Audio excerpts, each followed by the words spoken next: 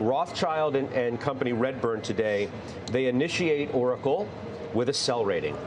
They say the target's 175. I'll read you a bit of their note. Again, let's show the stock first again, please. Let's do that. Because, again, their target's 175. The stock's at 300, more or less. Quote, the market materially overestimates the value of Oracle's contracted cloud revenues. Our analysis suggests Oracle's 5-year Oracle Cloud Infrastructure revenue guide equates to roughly $60 billion in value, meaning the market is already pricing in a risky blue sky scenario that is unlikely to materialize. It's even more relevant and pertinent for us today in the context of our conversation because, Bill Baruch, you own the stock, but you're trimming it. Yes. Are you in agreement with this kind of call from Rothschild today and some of the things that Joe just talked about? Well, if I was in agreement with that call, I probably would have cut the stock entirely.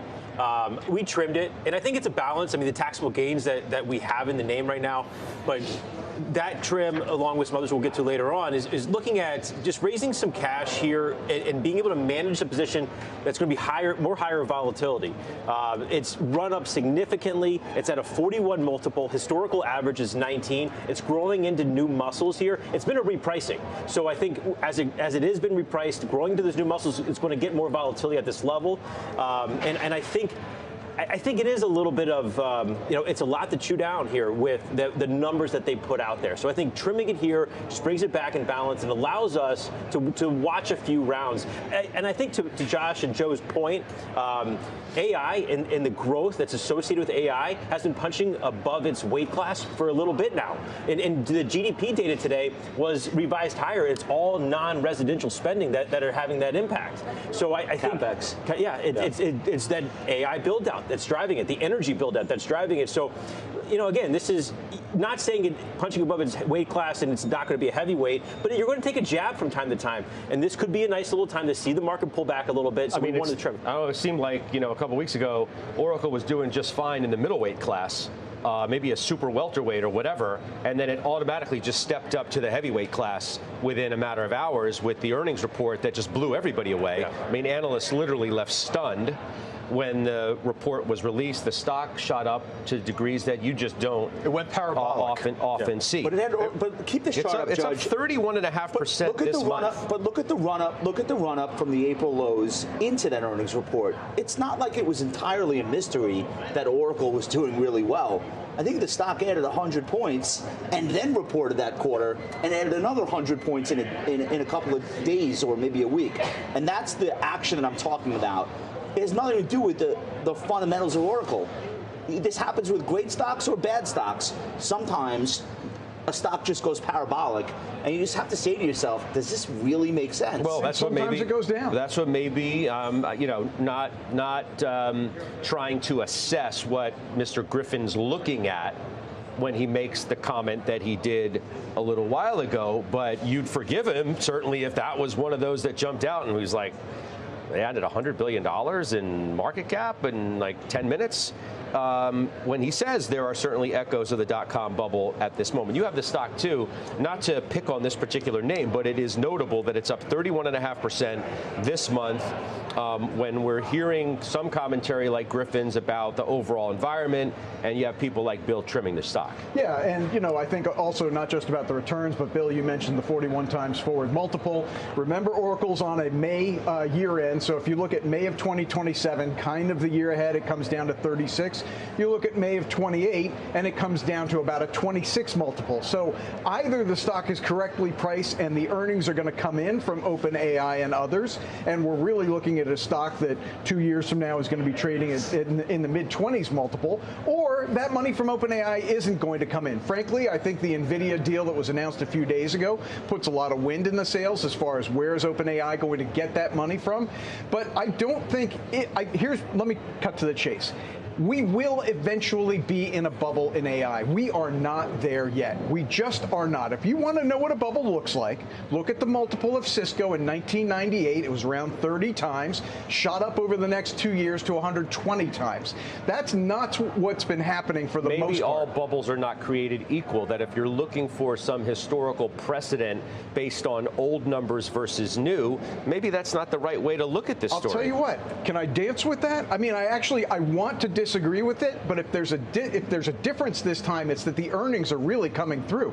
We are most likely in the middle earnings of the earnings growth. When a bubble happens, it's when the earnings growth isn't there to support these lofty valuations. That's why I'm suggesting to you that it's a fallacy to look back at 1999, 2000, and try and make comparisons to some of the mega cap names today. Scott, yes. I mean, I'm sorry I missed your point, but I'll make it my point at least a little bit clearer. I don't agree with Mr. Griffin. I don't think we're hearing the echoes of 1998 here. I don't think, though, that he's specifically talking about Oracle. I think what Ken Griffin is referencing, we're starting to see the same stuff we saw in 2021.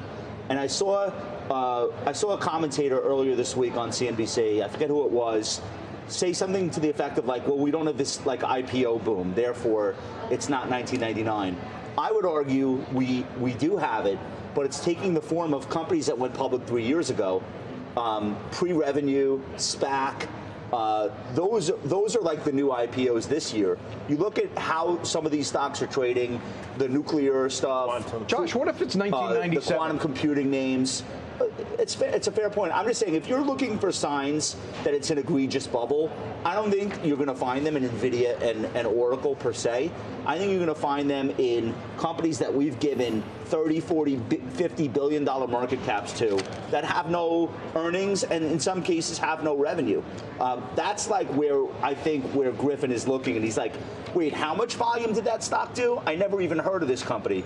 So you have the IONQs, the Rigettis, the Oklos. Like, these are, I'm not saying they're bad companies. I'm saying the activity in those stocks is more reminiscent of the dot-com bubble and you know what? than, you don't have to Oracle. Well, that's why Jonathan Krinsky's out in the last 24 hours or so saying that those types of high volatility names are poised for downside reversion.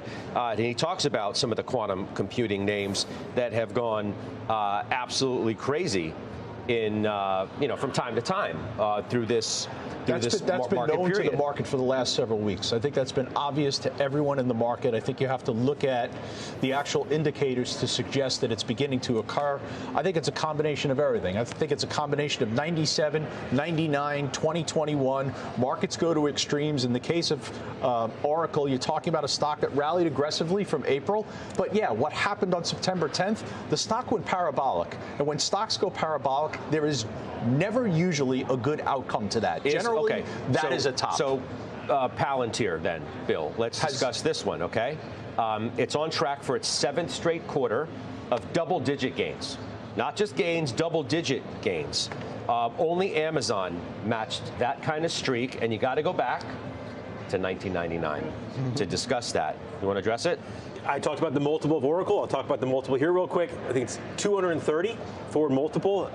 We're not in this name because of the multiple, of course. This was an ad I purchased on the show, basically on the show in May or April, $80 or so, and we've stuck it out. And it's one that you want to size properly in your portfolio. There's going to be those 5 to 10 or more % days, and for us, it's a 1.75% holding, and it's a long-term holding for us. I think they'll grow into the earnings. I think different contracts that you're starting to see develop, they are the fast track. If you want to fast track AI as a country, as an institution, as a company, you're hiring Palantir to come in there and clean it up and connect it, and their contracts are going to expand. So we like the name. We're going to be very patient with it.